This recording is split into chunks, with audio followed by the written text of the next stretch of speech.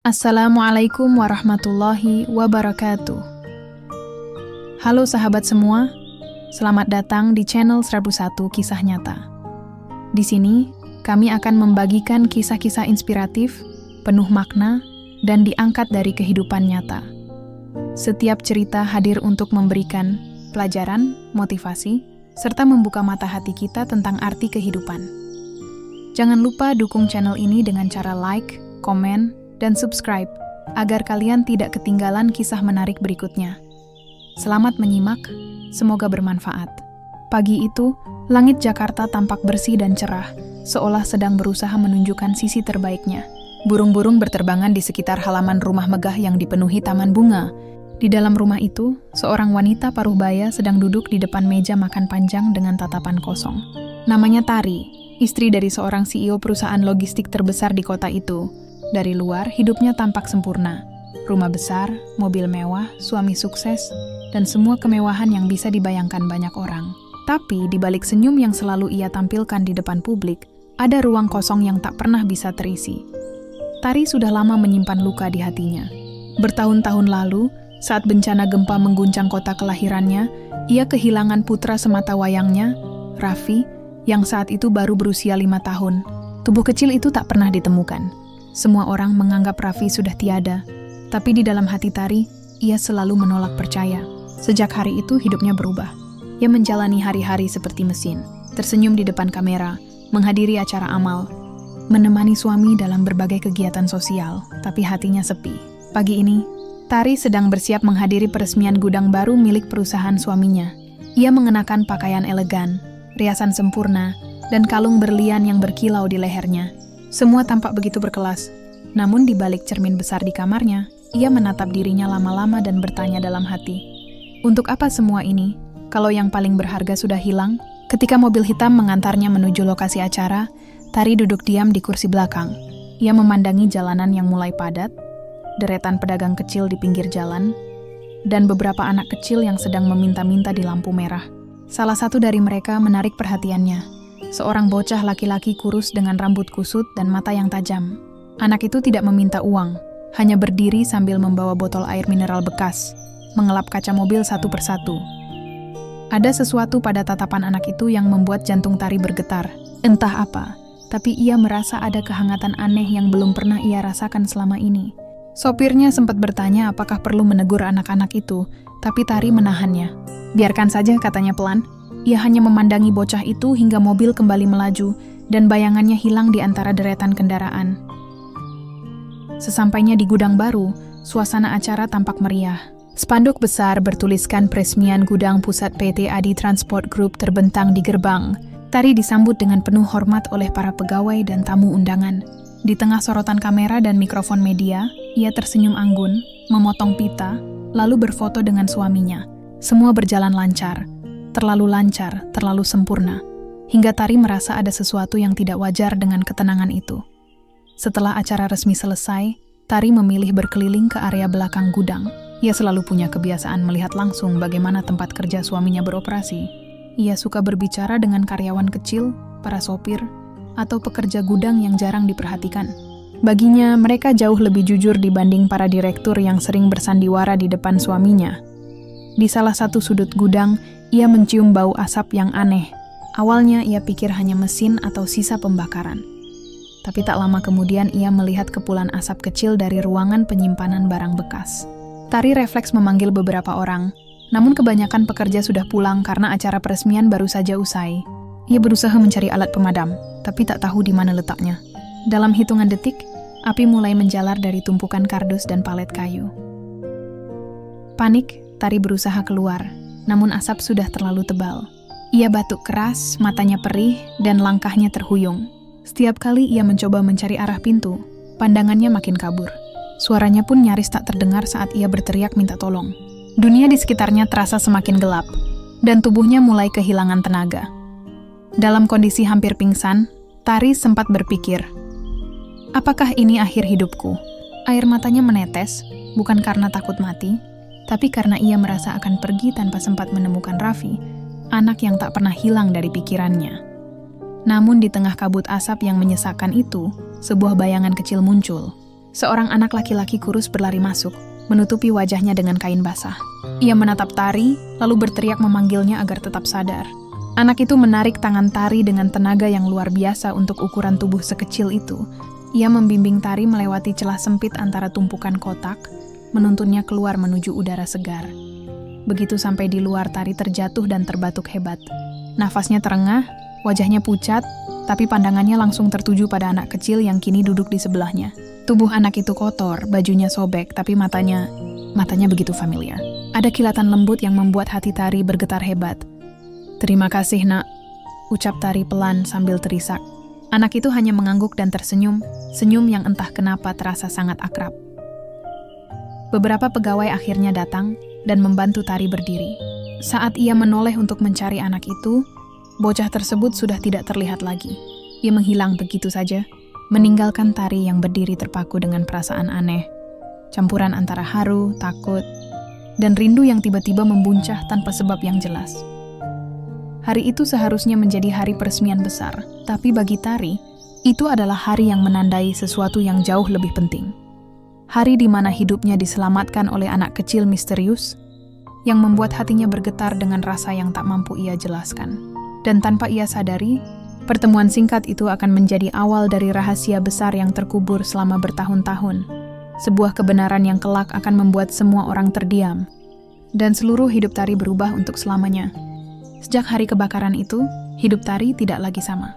Tubuhnya memang pulih, tapi pikirannya terus dikejar oleh sosok anak kecil yang menyelamatkannya. Wajah polos itu selalu muncul di pikirannya setiap kali ia menutup mata. Senyumnya, tatapan matanya, bahkan cara ia memanggilnya Bu dengan nada terbata. Semuanya terasa begitu nyata. Ada sesuatu yang membuat hati Tari bergetar setiap kali mengingatnya. Sesuatu yang sulit ia jelaskan. Tapi membuat dadanya sesak setiap kali mengingat detik-detik itu. Di rumah besar yang biasanya terasa hangat dan ramai, malam-malam Tari kini berubah menjadi sunyi. Ia sering terjaga sampai larut, duduk di balkon sambil menatap langit. Angin malam menyentuh wajahnya lembut, tapi hatinya terasa berat. Dalam diam, ia berulang kali mengingat kejadian itu, seolah mencari petunjuk. Anak itu muncul begitu tiba-tiba di tengah api. Dari mana ia datang? Mengapa ia berani menolong tanpa pikir panjang? Dan kenapa tatapannya begitu mirip dengan tatapan Raffi, anak yang selama ini hilang darinya? Suaminya Adi mencoba menghibur. Katanya, mungkin anak itu hanyalah kebetulan, hanya seorang bocah yang kebetulan lewat. Tapi Tari tahu hatinya tidak berbohong. Ia merasakan sesuatu yang dalam, seolah nalurinya sebagai ibu sedang berteriak ingin percaya bahwa anak itu bukan sekadar penyelamat biasa. Beberapa hari setelah kejadian, Tari meminta izin untuk mengunjungi kembali lokasi gudang yang terbakar. Ia datang tanpa wartawan, tanpa protokol perusahaan, hanya ditemani sopir dan satu asisten. Saat turun dari mobil, udara di sekitar gudang masih menyisakan aroma hangus. Bekas api itu kini tinggal puing dan abu. Tapi bagi Tari, di sanalah titik balik hidupnya dimulai. Ia berjalan perlahan melewati sisa-sisa dinding hitam dan tumpukan kayu gosong. Langkahnya berhenti di tempat di mana ia pertama kali terjatuh saat sesak karena asap. Di titik itulah anak kecil itu muncul menolongnya. Tari berdiri lama, menatap kosong ke tanah yang kini dipenuhi serpihan arang. Ia berbisik lirih, "Siapa kamu sebenarnya, Nak? Mengapa kamu muncul di saat aku nyaris menyerah?" Sopirnya sempat mencoba mengalihkan perhatian, tapi Tari malah memutuskan untuk mencari tahu lebih jauh. Ia mulai bertanya kepada para pekerja sekitar, apakah ada yang mengenal bocah yang menolongnya. Sebagian menjawab tidak tahu. Tapi seorang penjaga gudang bercerita bahwa sebelum kebakaran, memang sering terlihat anak kecil mondar-mandir di sekitar area tersebut, mencari botol bekas atau makanan sisa. Bocah itu tidak pernah mengganggu siapapun, selalu sopan, dan setiap kali diberi makanan, ia selalu membagi dengan anak-anak lain yang tidur di kolong jembatan. Mendengar itu, Tari tersentuh. Dalam hati ia bertanya, bagaimana mungkin anak sebaik itu hidup di jalanan? Ia merasa seolah Tuhan sengaja mempertemukan mereka untuk sebuah alasan yang belum ia pahami. Sejak saat itu, hari-hari Tari dipenuhi dengan pencarian. Ia meminta bantuan tim sosial perusahaan untuk mencari keberadaan anak tersebut. Mereka menyebarkan foto sketsa wajah bocah itu berdasarkan ingatan Tari, menanyakan ke sejumlah panti asuhan dan wilayah tempat anak jalanan biasa berkumpul. Namun hasilnya nihil. Tidak ada yang mengenal anak dengan ciri seperti yang digambarkan Tari. Setiap kali mendapat kabar bahwa pencarian belum membuahkan hasil, Tari hanya tersenyum tipis, meski hatinya mulai gundah. Ia mulai menyalahkan dirinya sendiri karena tak sempat menanyakan nama anak itu pada saat kejadian. Satu-satunya yang ia miliki hanyalah kenangan singkat, tatapan lembut di tengah asap dan senyum yang begitu mirip dengan anaknya yang dulu hilang. Hari-hari berikutnya, Tari mulai memperhatikan kehidupan jalanan lebih sering. Ia tidak lagi malu turun dari mobil mewahnya untuk memberi makan anak-anak di pinggir jalan. Di setiap wajah yang ia temui, ia selalu mencari mata itu. Mata yang penuh kasih dan keberanian. Suatu sore, saat mobilnya berhenti di lampu merah, ia melihat sekelompok anak sedang bermain di dekat taman kota. Salah satunya berlari sambil membawa tas besar berisi botol bekas. Gerakannya gesit, tapi langkahnya sedikit pincang di kaki kiri. Tari memicingkan mata. Jantungnya berdegup cepat. Anak yang menolongnya di gudang juga pincang sedikit di kaki kiri. Tanpa pikir panjang, ia turun dari mobil dan berlari menghampiri anak itu. Asistennya panik, tapi Tari tidak peduli. Ia berteriak memanggil bocah itu, tapi anak itu malah ketakutan dan berlari ke arah pasar kecil di tepi jalan. Tari mengejar sekuat tenaga, tapi kehilangan jejak di antara kerumunan. Ia berdiri di sana, kehabisan napas, tapi juga dipenuhi harapan yang belum pernah muncul lagi selama bertahun-tahun. Malam itu, Tari duduk di ruang kerjanya sendirian. Di tangannya ada foto lama Raffi, yang diambil beberapa minggu sebelum gempa besar memisahkan mereka. Ia menatap foto itu lama-lama, lalu bergumam. Matanya sama, senyumnya juga sama. Air matanya mengalir pelan. Untuk pertama kalinya setelah sekian lama, Tari merasa yakin bahwa anak itu bukan hanya penyelamat biasa. Keesokan harinya, Tari menemui suaminya dan berkata dengan nada mantap, "Aku akan menemukannya, Di. Entah bagaimana caranya. Aku harus menemukan anak itu." Adi memandang istrinya lama, berusaha membujuk agar tidak terobsesi. Tapi Tari sudah memutuskan. Ia percaya kejadian di gudang itu bukan kebetulan. Anak itu muncul di saat yang tepat, di tempat yang tepat.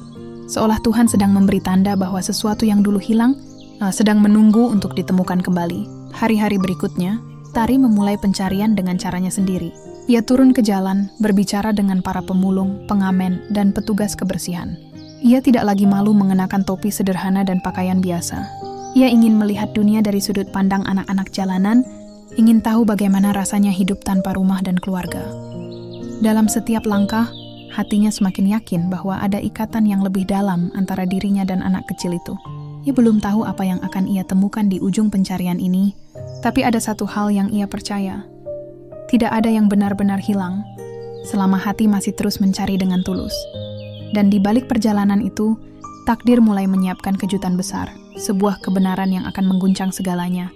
Sebuah rahasia yang tak hanya akan mengubah hidup Tari, tapi juga orang-orang di sekelilingnya. Namun untuk saat ini, yang Tari tahu hanyalah satu hal. Ia harus menemukan bocah itu, anak yang menyalakan kembali nyala harapan di hatinya yang lama padam. Hari demi hari berlalu sejak Tari memutuskan untuk mencari anak yang telah menyelamatkannya. Setiap pagi, langkahnya selalu membawa arah yang sama, ke jalanan kota, ke tempat di mana anak-anak kecil berlarian tanpa alas kaki, ke sudut-sudut yang selama ini tidak pernah ia sentuh. Dari seorang istri CEO yang terbiasa dengan rapat sosial dan pesta amal, kini Tari menjelma menjadi sosok yang berbeda. Wanita sederhana dengan topi lebar, membawa tas berisi roti dan air mineral, menyusuri lorong-lorong kehidupan yang selama ini ia abaikan. Di mata banyak orang, perubahan itu tampak aneh. Tapi bagi Tari, langkah-langkah itu justru terasa paling benar dalam hidupnya.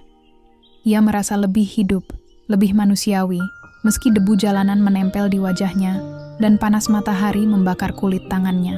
Setiap kali ia melihat anak kecil mengais sampah atau tidur di bawah jembatan, hatinya bergetar. Ia akan berhenti, memberi makanan, dan bertanya dengan lembut, "Kamu tahu anak laki-laki yang pincang sedikit di kaki kirinya? Rambutnya agak coklat, matanya besar dan suka bantu orang."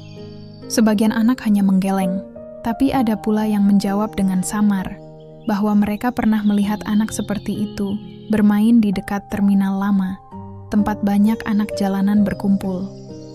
Mendengar itu, Tari langsung ke sana, tanpa menunggu. Terminal itu bukan tempat yang layak bagi siapapun. Udara di sana pengap, bau bensin bercampur keringat dan asap makanan kaki lima. Di setiap sudut, Ada anak-anak duduk di atas kardus. Beberapa bermain gitar tua. Yang lain tidur memeluk tas plastik, berisi pakaian seadanya. Tari melangkah perlahan di antara mereka, menatap satu persatu wajah polos yang dipenuhi debu. "Bu, cari siapa?" tanya seorang bocah perempuan berusia sekitar 10 tahun dengan suara serak. Tari tersenyum lembut. "Ibu sedang mencari anak laki-laki. Kakinya agak pincang, rambutnya ikal, kulitnya sawo matang. Kamu pernah lihat?" Bocah perempuan itu berpikir sejenak, lalu menunjuk ke arah gang kecil di belakang terminal.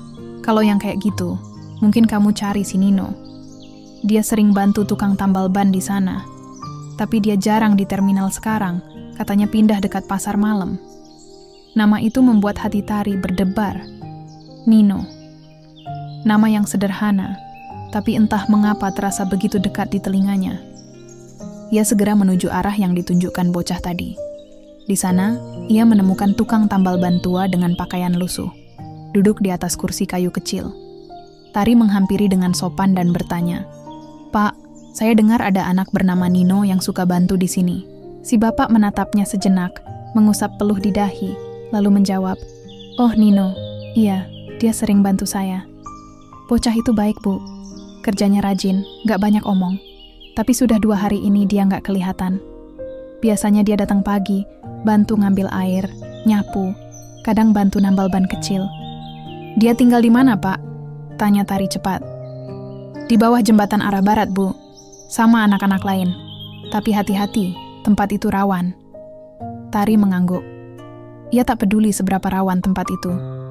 Dalam hati, ia merasa semakin dekat. Semakin langkahnya maju, semakin kuat keyakinan bahwa anak bernama Nino itu adalah anak yang sama. Anak yang menolongnya dari kebakaran. Anak yang membawa bayangan masa lalu yang belum tuntas. Sore itu, matahari mulai turun ketika Tari sampai di bawah jembatan besar. Suara kendaraan dari atas bergemuruh. Sementara di bawahnya terdapat deretan tenda plastik dan kardus. Rumah-rumah kecil bagi orang-orang yang dilupakan dunia. Di sana, ia melihat beberapa anak bermain kelereng di tanah, tertawa meski tanpa alas kaki dan pakaian yang layak. Tari melangkah mendekat, memanggil pelan, "Permisi, kalian kenal anak bernama Nino?" Anak-anak itu menatapnya dengan curiga, mungkin karena penampilannya yang masih terlalu bersih dibanding orang-orang di sekitar. Namun setelah melihat senyum, lembutnya, seorang anak laki-laki kecil akhirnya menjawab, "Nino, dia lagi nyari makan, Bu. Tapi nanti sore biasanya balik ke sini." Tari menunggu. Waktu berjalan lambat, tapi ia tidak beranjak. Ia duduk di batu besar, memperhatikan kehidupan yang berjalan di sekelilingnya. Ada ibu tua yang memasak dengan panci kecil, ada anak kecil yang menyisir rambut adiknya dengan tangan, ada bapak pemulung yang pulang membawa karung besar di pundak. Semua tampak sederhana, tapi penuh kehangatan yang jujur. Ketika langit mulai berubah oranye, langkah kecil terdengar mendekat. Seorang bocah muncul dari balik tiang jembatan, membawa plastik berisi roti sisa. Wajahnya berdebu, bajunya robek, tapi matanya, ya, mata itu. Mata yang selama ini menghantui mimpi Tari. Ia terdiam, napasnya tercekat. Bocah itu berjalan sedikit pincang, sama seperti yang ia lihat waktu kebakaran. "Nino?" Suara Tari nyaris bergetar. Anak itu menatapnya sebentar, tampak bingung. "Iya, Bu, saya Nino. Kenapa ya?" Tari tersenyum dengan mata berkaca-kaca. "Kamu pernah nolong seorang ibu waktu gudang terbakar, ingat?" Nino menunduk, seperti mencoba mengingat. "Oh, itu ibunya?" Tanyanya pelan, lalu tersenyum malu. "Saya cuma kebetulan lewat, Bu. Saya dengar orang teriak, jadi saya masuk. Saya kira saya bisa bantu." Tari tidak bisa menahan air matanya. Ia berlutut, memegang tangan kecil itu dengan lembut. "Kamu penyelamat Ibu, Nak. Kalau bukan karena kamu, mungkin Ibu sudah nggak ada di dunia ini." Anak itu hanya tersenyum kecil, seolah tak merasa telah melakukan hal besar. "Saya cuma ngelakuin yang bisa saya lakuin, Bu. Saya juga pernah diselamatin orang dulu. Jadi kalau bisa bantu orang lain, ya saya bantu." Kata-kata sederhana itu menusuk hati Tari dalam-dalam. Ia menatap wajah Nino lama-lama, memperhatikan garis halus di pipinya, bentuk hidungnya, dan tatapan mata yang begitu akrab. Ada getaran halus di dalam dirinya yang berkata, ini bukan kebetulan, tapi ia menahan diri. Ia tidak ingin langsung percaya pada harapan yang mungkin menipunya lagi. Ia tahu kadang rindu bisa membuat orang salah mengenali. Namun naluri keibuannya terasa begitu kuat. Ada sesuatu di diri anak ini yang seolah mengisi kekosongan yang sudah lama ia bawa. Malam itu, sebelum pulang, Tari memberikan jaket dan beberapa makanan pada Nino. Ia berjanji akan datang lagi besok untuk membawakan baju bersih. Nino tersenyum senang dan mengucapkan terima kasih dengan sopan. Saat Tari berjalan menjauh, anak itu menatapnya lama-lama, seolah juga merasakan sesuatu yang tak bisa ia jelaskan. Di dalam mobil, Tari duduk diam sambil menatap keluar jendela. Hatinya berdebar keras. Untuk pertama kalinya setelah bertahun-tahun, ia merasakan sesuatu yang mirip dengan harapan. Ada cahaya kecil yang tumbuh di dalam gelap hatinya. Ia berbisik, pelan. Tuhan, kalau memang dia bukan Raffi, biarlah dia tetap di hidupku. Tapi kalau benar dia Raffi, tolong, jangan pisahkan kami lagi. Dan malam itu, Tari tahu pencariannya belum selesai. Justru baru dimulai.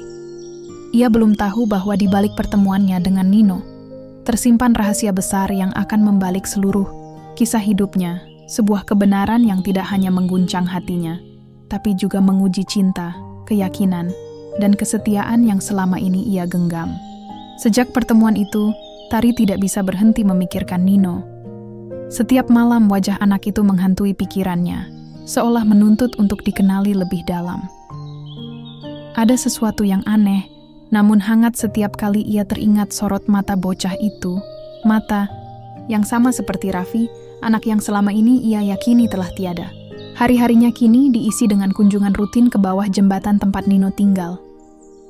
Awalnya, anak-anak lain memandang Tari dengan waspada, tapi setelah beberapa hari, mereka mulai akrab. Tari selalu datang dengan membawa makanan, pakaian, dan perban untuk luka kecil di kaki Nino yang masih belum sepenuhnya sembuh. Ia tak hanya datang sebagai dermawan, tapi sebagai seseorang yang benar-benar peduli. Nino mulai terbuka sedikit demi sedikit. Dari ceritanya, Tari tahu bahwa Nino tidak pernah mengenal orang tuanya. Ia hanya mengingat satu hal, bahwa dulu, waktu kecil, ia pernah tinggal di rumah yang bau sabun bayi dan wangi roti hangat, sebelum semua hancur saat sebuah bangunan roboh. Setelah itu, ia dirawat oleh seorang wanita tua selama beberapa tahun sebelum akhirnya hidup di jalanan karena si wanita meninggal dunia. Cerita itu membuat tubuh Tari gemetar. Ia menggenggam tangannya erat-erat, menahan air mata yang siap jatuh. Bangunan roboh, wanita tua, roti hangat. Potongan kalimat itu seperti membawa ingatannya ke masa lalu. Raffi pun hilang karena sebuah bangunan roboh saat gempa. Dan dulu, Tari memang sering membuat roti kecil untuk Raffi setiap pagi. Roti yang ia panggang sendiri di dapur kecil mereka sebelum hidup berubah karena kekayaan. Di tengah percakapan, Nino menunjukkan sebuah kalung kecil yang tergantung di lehernya. Kalung itu sudah usang, tapi di dalamnya tersimpan foto lama. Foto bayi dengan baju biru muda. Tari menatap foto itu lama-lama, napasnya tercekat. Ia mengenali foto itu. Itu foto yang sama dengan yang dulu ia ambil di hari ulang tahun pertama Raffi. Hatinya langsung lemas. Ia hampir tak mampu berdiri. Air mata mulai jatuh tanpa bisa ditahan. Nino, dari mana kamu dapat kalung ini? Suaranya bergetar hebat. Anak itu menatap kalungnya, lalu berkata pelan. Ini satu-satunya yang saya punya dari dulu, Bu. Waktu saya kecil, kalung ini udah ada di leher saya. Kata orang yang dulu ngerawat saya, kalung ini dikasih sama ibu saya sebelum kami terpisah. Tari menutup mulutnya. Terisak. Ia berusaha keras menahan emosi, tapi tangisnya pecah. Dunia seperti berhenti berputar. Hatinya berteriak, tapi mulutnya keluh. Apakah mungkin? Setelah bertahun-tahun berdoa, menangis, mencari tanpa arah, apakah Tuhan benar-benar mempertemukan dirinya lagi dengan anak yang selama ini hilang? Namun di tengah getaran bahagia itu, muncul ketakutan. Ia tidak ingin terlalu cepat yakin. Ia takut salah. Ia takut memberi harapan palsu, baik untuk dirinya maupun untuk anak itu. Maka malam itu, saat kembali ke rumah, Tari duduk di ruang kerjanya sendirian, memandangi foto lama Raffi yang tergantung di dinding. Ia menyentuhnya perlahan dan berbisik, "Kalau kamu benar Nino, Tuhan, tolong beri aku tanda." Keesokan harinya, Tari memutuskan untuk diam-diam membawa sampel rambut Nino ke laboratorium untuk uji DNA. Ia tidak ingin suaminya tahu dulu. Adi mungkin akan menganggapnya berlebihan, seperti dulu ketika ia terus mencari Raffi bertahun-tahun tanpa hasil. "Kita harus belajar menerima, Tar. Raffi sudah nggak ada." Begitu kata Adi dulu setiap kali ia mulai menyinggung soal anak mereka. Tapi kini, di hatinya yang terdalam, Tari merasa yakin Raffi tidak pernah benar-benar pergi. Ia hanya tersesat menunggu ditemukan. Proses menunggu hasil tes itu menjadi hari-hari paling panjang dalam hidup Tari. Setiap detik terasa lambat, setiap malam terasa hampa. Ia menatap ponselnya berulang kali, berharap ada kabar dari laboratorium. Tapi tak satu pun pesan masuk. Sementara itu, Nino semakin akrab dengannya. Bocah itu mulai sering mampir ke rumah Tari, meski awalnya ragu karena tidak terbiasa dengan tempat mewah. Tari selalu menyambutnya hangat, memperlakukannya seperti anak sendiri. Mereka makan bersama di taman belakang, bermain dengan ikan di kolam kecil, dan Nino sering bercerita tentang mimpi-mimpinya yang sederhana. Ingin punya rumah kecil, bisa sekolah, dan punya ibu yang menunggunya pulang setiap hari. Setiap kali Nino berbicara tentang ibu, Tari harus menunduk, menahan air mata, agar tidak jatuh di depan anak itu. Ia tahu hatinya sudah terlanjur mencintai bocah itu, meski belum ada bukti yang pasti. Sampai suatu siang, telepon dari laboratorium akhirnya masuk. Suara di seberang terdengar tenang namun tegas. "Bu Tari, hasil uji DNA sudah keluar. Berdasarkan kecocokan data genetik, anak bernama Nino memiliki kesamaan DNA dengan Anda sebesar 99,8%. Kalimat itu seperti petir yang menyambar di siang bolong. Dunia seolah berhenti. Tari menatap kosong ke depan. Air matanya langsung mengalir deras tanpa bisa dikendalikan.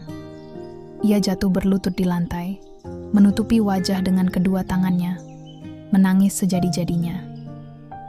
"Tuhan, Engkau benar-benar mengembalikannya padaku," bisiknya lirih. Beberapa menit kemudian, ia berlari keluar rumah, tanpa peduli dengan langkahnya yang terhuyung. Ia naik mobil dan meminta sopirnya menuju bawah jembatan, tempat Nino biasa berada. Sepanjang perjalanan, dadanya sesak, matanya tak berhenti basah. Setiap detik terasa seperti jarak berabad-abad yang harus segera diselesaikan. Sesampainya di sana, ia melihat Nino sedang duduk bersama anak-anak lain, makan nasi bungkus dengan wajah riang. Tari turun dari mobil, berjalan perlahan tapi pasti. Saat Nino melihatnya, bocah itu langsung tersenyum dan melambai. "Bu Tari!" serunya gembira. Tari tak mampu berkata apa-apa. Ia langsung berlari dan memeluk anak itu erat-erat. Tangisnya pecah. Kali ini bukan karena kehilangan, tapi karena keajaiban yang nyata. "Kamu anak ibu, nak. Kamu Raffi. Kamu pulang." Nino tampak bingung. "Bu?" Tari mengusap rambutnya, menatap wajah itu dalam-dalam. "Kamu Raffi, anak ibu yang dulu hilang. Lihat kalungmu, nak. Itu kalung yang ibu pasangkan di lehermu waktu ulang tahun pertamamu. Kamu anakku." Nino terdiam, matanya melebar. Seolah bagian dari dirinya yang selama ini kosong, akhirnya menemukan tempat untuk kembali. Air matanya jatuh tanpa sadar. Ia memeluk Tari balik, erat sekali. "Ibu," katanya pelan, hampir berbisik, tapi cukup untuk menghancurkan seluruh tembok kesepian yang selama ini mengurung hati Tari. Orang-orang di sekitar terdiam, menyaksikan pemandangan itu dengan haru. Anak-anak lain berhenti bermain, beberapa bahkan ikut meneteskan air mata. Dalam kehangatan sore di bawah jembatan itu, seorang ibu dan anak yang telah dipisahkan oleh waktu dan bencana akhirnya bersatu kembali, namun kebahagiaan itu baru permulaan. Tari belum tahu bahwa di balik keajaiban ini, masih ada rahasia yang belum terungkap. sebuah rahasia tentang masa lalu yang kelam, tentang mengapa Raffi, sekarang Nino, bisa hilang dan terlupakan begitu lama. Dan ketika kebenaran itu muncul, dunia tari sekali lagi akan terguncang. Tapi untuk saat ini, ia tidak ingin memikirkan apapun. Ia hanya ingin menikmati pelukan itu, pelukan seorang ibu yang akhirnya mendapatkan kembali bagian jiwanya yang hilang. Hari-hari setelah pertemuan penuh air mata, itu terasa seperti mimpi bagi Tari. Setiap pagi, ia bangun dengan hati yang lebih ringan. Ia tak lagi terbangun di tengah malam, sambil memeluk foto Raffi yang telah kusam. Kini, anak itu ada di sisinya. Ia bisa menyentuh wajahnya, mendengar tawanya, dan merasakan hangatnya pelukan yang selama bertahun-tahun hanya hidup dalam kenangan. Nino, atau Raffi, mulai tinggal sementara di rumah Tari. Dokter anak pribadi keluarga mereka memastikan kesehatannya, memberi nutrisi, dan memeriksa luka-luka kecil yang masih ada di tubuhnya akibat kehidupan keras di jalanan. Setiap sore, Tari duduk di teras sambil menatap anaknya yang bermain bola di taman. Rasanya seperti menyaksikan keajaiban yang datang terlambat, tapi tetap sempurna. Namun kebahagiaan itu tidak sepenuhnya utuh. Ada bayangan gelap yang terus mengintai di hati Tari. Setiap kali ia menatap wajah Nino, selalu muncul pertanyaan yang sama. Bagaimana bisa anaknya terdampar di jalanan selama bertahun-tahun? Siapa yang membawanya? Mengapa tidak ada yang menemukan atau melaporkannya selama ini? Tari mencoba mencari tahu perlahan. Ia tidak ingin membuat Nino takut atau bingung. Suatu sore, setelah bermain bola, ia duduk di samping Nino di taman. "Nak," ucapnya lembut. "Ibu ingin tahu sedikit tentang waktu kamu kecil.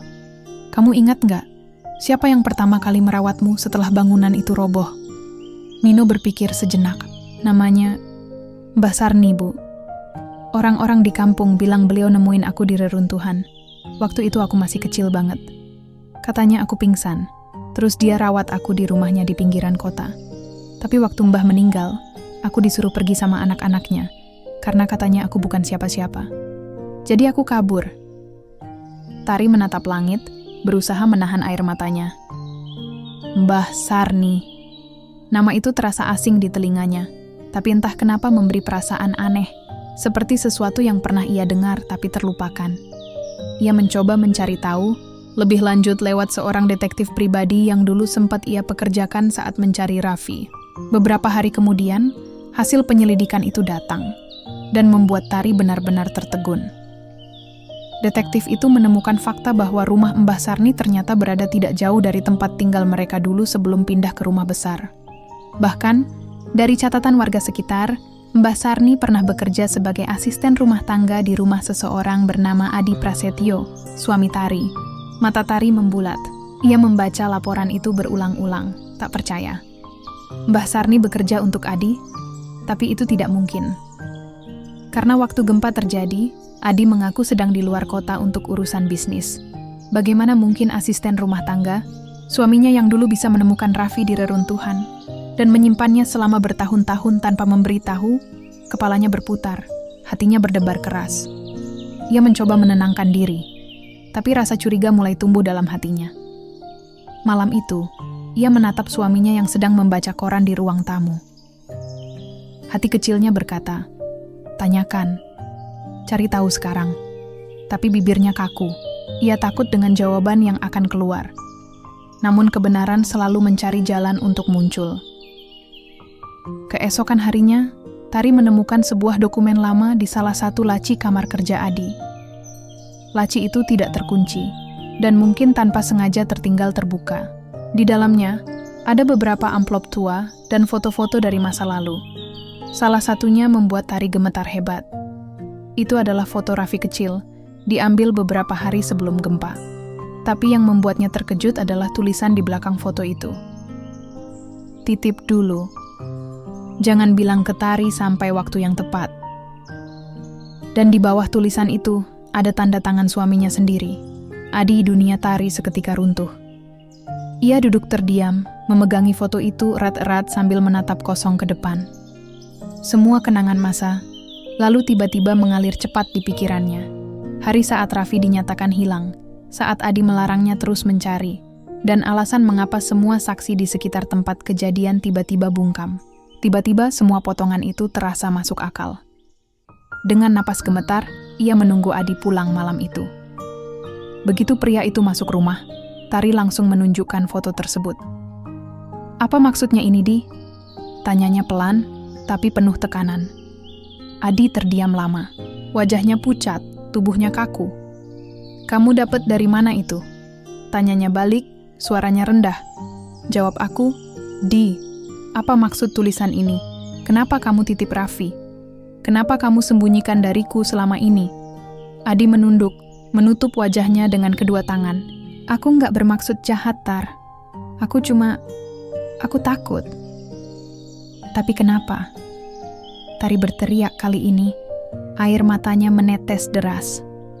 "Anak kita hilang bertahun-tahun. Aku hampir gila mencarinya. Sementara kamu tahu sesuatu?" Adi menatapnya lemah, lalu menghela napas panjang. "Waktu itu, aku memang di lokasi, Tar. Aku nggak keluar kota seperti yang kubilang. Aku pulang diam-diam karena tahu kamu marah besar waktu itu. Kita sempat bertengkar hebat soal pekerjaanku dan soal waktu untuk keluarga. Lalu gempa itu datang. Rumah ambruk sebagian, dan aku lihat Raffi. Dia tertimpa reruntuhan." Air mata Tari menetes lebih deras. "Kenapa kamu nggak bilang? Kenapa kamu nggak selamatkan dia?" "Aku berusaha, Tar. Tapi aku takut kamu akan membenciku. Aku kira dia meninggal. Aku nggak kuat melihat kamu hancur. Jadi aku bohong. Aku bilang aku nggak ada di sana. Tapi ternyata setelah beberapa hari, aku dapat kabar dari Mbak Sarni, pembantu lama kita, bahwa dia menemukan anak kecil di reruntuhan yang mirip Raffi. Aku suruh dia rawat dulu sampai aku bisa memastikan. Tapi sebelum aku tahu kebenarannya, Mbak Sarni meninggal. Semua lenyap tanpa jejak. Aku pengecut, Tar." Tari berdiri, tubuhnya gemetar, antara marah, sedih, dan hancur bercampur jadi satu. "Kamu nggak hanya pengecut, Di. Kamu membuatku hidup dalam siksaan selama bertahun-tahun. Kamu membiarkan aku menangis setiap malam, mencari anak kita, sementara kamu tahu kemungkinan dia masih hidup." Adi tak mampu menjawab. Ia hanya menunduk, meneteskan air mata yang jarang sekali keluar dari matanya. "Aku minta maaf, Tar. Aku nggak tahu harus bagaimana lagi waktu itu. Aku pikir semuanya sudah berakhir. Tapi Tuhan ternyata kasih kesempatan kedua buat kita." Tari tidak menjawab. Ia berbalik, berjalan ke arah kamar Nino yang sedang tertidur pulas. Ia berdiri lama di depan pintu, menatap anak itu dengan air mata yang tak kunjung berhenti. Di wajah mungil itu, ia melihat masa lalu, kehilangan, dan cinta yang tak pernah padam. Tapi di hatinya, luka baru terbuka, bukan karena kehilangan, tapi karena pengkhianatan orang yang seharusnya paling ia percaya. Malam itu, Tari memeluk anaknya erat, berjanji dalam hati, "Tidak akan ada lagi yang memisahkan kita, Nak. Tidak karena bencana, tidak karena kebohongan." Ia tahu, meski kebenaran pahit baru saja terungkap, hidup mereka belum selesai diuji. Karena setelah ini, Adi akan dihadapkan pada konsekuensi dari kebohongannya sendiri. Dan Tari harus memilih, apakah ia masih bisa memaafkan, atau harus meninggalkan, segalanya demi menjaga cinta yang tersisa antara dirinya dan anak yang baru kembali. Malam itu menjadi malam yang tak terlupakan bagi Tari. Ia duduk di tepi ranjang, menatap wajah Nino yang tertidur pulas. Anak itu tampak tenang, seolah tidak pernah tahu betapa dunia orang dewasa bisa begitu rumit dan menyakitkan. Rambutnya terurai di atas bantal, bibirnya sedikit tersenyum dalam tidur, dan itu cukup untuk membuat air mata Tari jatuh pelan di pipinya. Di kamar sebelah, Adi duduk di ruang kerjanya. Lampu kecil di meja menyala redup, menerangi wajahnya yang tampak letih dan menyesal. Di tangannya tergenggam foto keluarga lama yang sudah mulai memudar warnanya. Ia menatap gambar itu lama, lalu menunduk. Dalam diam, penyesalan itu menekan dadanya begitu kuat. Sudah bertahun-tahun ia memendam rasa bersalah. Setiap kali melihat Tari menangis di malam hari, hatinya teriris. Tapi ia memilih diam, karena takut kehilangan kepercayaan istrinya. Sekarang, rahasia itu akhirnya terbuka, dan rasa takutnya berubah menjadi kenyataan. Tari tidak menatapnya lagi seperti dulu. Tidak ada lagi senyum lembut atau panggilan penuh kasih. Hanya tatapan kosong yang dingin dan penuh luka. Keesokan paginya, suasana rumah terasa sunyi. Tidak ada percakapan, tidak ada tawa. Hanya suara langkah Tari yang pelan melewati lorong, membawa sarapan ke meja makan. Nino duduk di kursi, menatap dua orang dewasa yang tampak jauh dari bahagia. Ia tidak mengerti apa yang sedang terjadi, tapi bisa merasakan sesuatu yang berat di antara mereka. "Bu, kenapa ayah kelihatan sedih?" tanya Nino polos, sambil menatap wajah Tari yang tampak tegang. Pertanyaan sederhana itu menusuk hati Tari. Ia terdiam sejenak, lalu mencoba tersenyum. "Ayah sedang banyak pikiran, Nak, tapi tidak apa-apa ya. Yang penting kamu sehat, dan kita bisa makan bersama lagi seperti dulu." Adi menunduk, tidak sanggup menatap istrinya. Setiap kata dari Tari terasa seperti pisau yang memotong perasaannya. Ia ingin bicara, tapi lidahnya keluh. Setelah sarapan, Tari berjalan ke taman belakang. Ia duduk di bangku batu, menatap bunga-bunga yang dulu ia rawat bersama Raffi kecil. Sekarang bunga itu tumbuh kembali, sama seperti cinta seorang ibu yang tak pernah mati. Tapi di balik semua itu, ada duka yang menunggu untuk disembuhkan. Beberapa menit kemudian, Adi datang menghampiri. Langkahnya pelan, ragu-ragu, seperti seseorang yang sedang menapaki jalan penuh duri. "Tari," panggilnya lirih. Tari tidak menoleh. Ia tetap memandangi bunga-bunga itu sambil berkata pelan, "Kamu tahu, Di, aku pernah berpikir Tuhan kejam. Karena dia mengambil Raffi dariku begitu cepat. Tapi sekarang aku sadar, yang kejam bukan Tuhan, tapi kebohongan manusia." Adi terdiam. Kata-kata itu menamparnya lebih keras daripada teriakan manapun. Hirschmich duduk di samping Tari, tapi wanita itu sedikit menjauh. "Aku tahu aku salah," ucap Adi perlahan. "Aku tahu kebohongan ini terlalu besar. Tapi waktu itu aku panik. Aku nggak bisa berpikir jernih. Aku takut kehilangan kamu. Aku takut kamu nggak akan memaafkanku kalau tahu aku ada di sana saat semuanya terjadi. Jadi kamu pikir aku lebih baik hidup dalam kebohongan?" Suara Tari mulai bergetar, tapi matanya tetap menatap lurus ke depan. "Aku kehilangan anakku, Di. Aku mencari dia siang malam, menangis sampai suaraku habis, berharap ada kabar. Tapi kamu diam, kamu membiarkanku hidup dalam kesedihan itu sendirian. Apa kamu tahu rasanya menjadi ibu yang kehilangan anak dan tidak tahu di mana jasadnya berada?" Adi menunduk dalam-dalam. "Aku tahu, Tar. Dan setiap malam aku dihantui rasa bersalah itu. Aku lihat kamu meringkuk di pojok kamar, memeluk boneka Raffi. Aku pengen bilang semuanya. Tapi setiap kali aku mencoba, ketakutanku lebih besar dari keberanianku. Aku pengecut dan aku menyesalinya seumur hidup. Keheningan panjang menyelimuti mereka. Hanya suara angin yang berhembus pelan, menggerakkan dedaunan." Tari menarik napas panjang, lalu berkata pelan, "Kamu tahu, Di, dulu aku selalu percaya kalau cinta bisa memaafkan apa saja. Tapi sekarang aku tidak yakin. Aku tidak tahu apakah aku masih bisa melihat kamu dengan hati yang sama." Adi mengangkat wajahnya. Matanya merah dan basah. "Aku nggak minta kamu langsung memaafkan aku, Tar. Aku cuma minta kesempatan buat memperbaiki semuanya. Aku tahu aku nggak pantas, tapi biarkan aku jadi ayah buat Raffi lagi. Biarkan aku tebus kesalahanku dengan mencintai kalian lebih baik dari sebelumnya." Tari memejamkan mata. Di dalam hatinya, dua suara saling bertarung. Antara rasa sakit yang belum sembuh dan cinta yang masih tersisa. Ia tahu Adi menyesal, tapi luka yang ditinggalkan terlalu dalam untuk sembuh begitu saja. Beberapa hari berikutnya, Tari memilih menjauh sejenak. Ia pergi bersama Nino ke rumah ibunya di luar kota. Di sana ia mencoba menenangkan hati. Setiap malam, ia berbicara dengan Tuhan dalam diam, memohon petunjuk. Ia memandangi wajah anaknya yang tertidur, lalu berbisik, "Raffi, kalau kamu bisa mengerti, bantu ibu ya, Nak. Ibu ingin memaafkan, tapi hati ini belum sanggup." Sementara itu, di rumah besar yang kini terasa hampa, Adi menenggelamkan dirinya dalam penyesalan. Ia berhenti bekerja, menghabiskan waktu membaca surat-surat lama Tari yang dulu ia simpan tapi tak pernah dibaca. Dalam surat-surat itu, Tari menulis tentang rasa rindunya pada Raffi, tentang doanya setiap malam, dan tentang cintanya yang tidak pernah padam pada keluarga mereka. Membaca itu membuat Adi sadar, selama ini yang ia khawatirkan bukan kehilangan cinta Tari, tapi kehilangan keberanian untuk jujur. Dan kini ia kehilangan keduanya. Beberapa minggu berlalu, Tari akhirnya pulang bersama Nino. Wajahnya lebih tenang, meski sorot matanya masih menyimpan luka. Adi menyambut mereka di depan pintu dengan gugup. Ia menunduk dalam diam, lalu berkata, Terima kasih sudah mau pulang. Tari hanya menjawab pelan. Aku pulang bukan untuk kamu, Di. Aku pulang untuk anak kita. Dia butuh ayahnya, tapi aku masih butuh waktu untuk tahu apakah aku masih punya suami. Ucapan itu membuat dada Adi terasa sesak, tapi juga memberi harapan. Karena di balik kalimat dingin itu, masih ada kata waktu. Dan waktu berarti kesempatan. Hari-hari berikutnya, mereka mencoba memulai lagi. Adi perlahan belajar menjadi ayah yang hadir, bukan hanya dengan uang dan tanggung jawab, tapi dengan kasih yang tulus.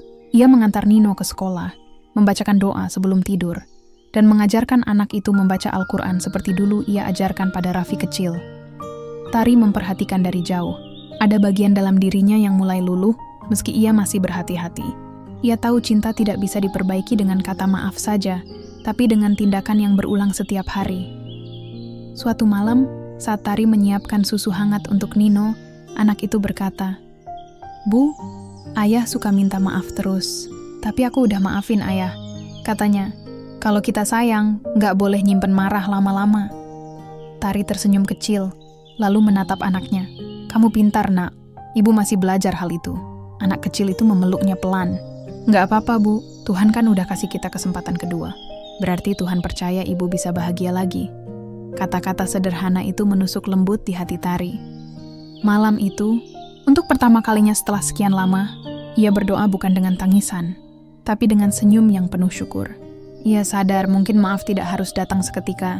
Kadang, maaf adalah perjalanan panjang yang ditempuh perlahan, bersama cinta yang tidak menyerah. Dan dalam perjalanan itu, Nino, anak kecil yang dulu tersesat di jalanan, telah menjadi cahaya yang menuntun mereka pulang. Bukan hanya kembali sebagai keluarga, tapi juga sebagai manusia yang belajar bahwa kehilangan, penyesalan, dan cinta sejati adalah bagian dari rahmat yang sama. Pagi itu, matahari baru saja muncul di ufuk timur, memancarkan cahaya hangat yang lembut. Tari membuka jendela kamar, membiarkan sinar pagi masuk perlahan, menyentuh wajahnya. Di halaman, Nino sedang berlari-lari mengejar bola kecil yang ia lempar sendiri. Tawa riangnya terdengar murni, tanpa beban. Tari tersenyum, hatinya terasa lega. Setelah sekian lama hidup dalam kekosongan dan rasa kehilangan, ia akhirnya bisa melihat keluarga kecilnya kembali utuh. Hari itu, ia memutuskan untuk melakukan sesuatu yang sederhana, namun berarti.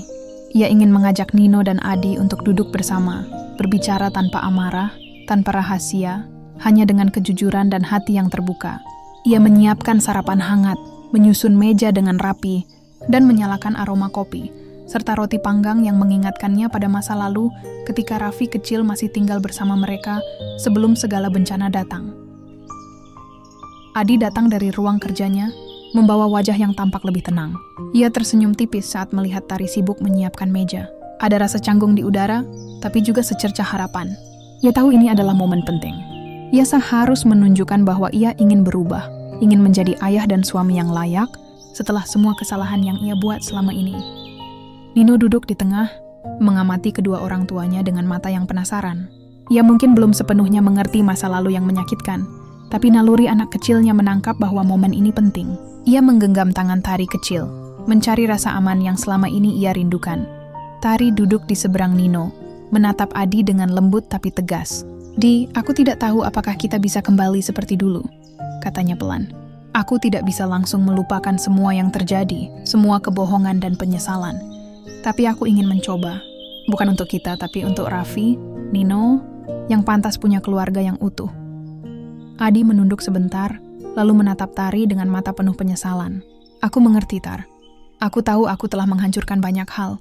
Tapi aku bersumpah, aku akan lakukan apapun untuk menebusnya. Untuk Nino. Untukmu. Aku ingin menjadi ayah yang hadir. Bukan sekadar hadir di rumah, tapi hadir di hati anak kita." Percakapan itu berlangsung dengan pelan, saling bergantian berbicara, menyampaikan rasa sakit, penyesalan, dan harapan. Nino sesekali ikut menyela dengan pertanyaan polosnya.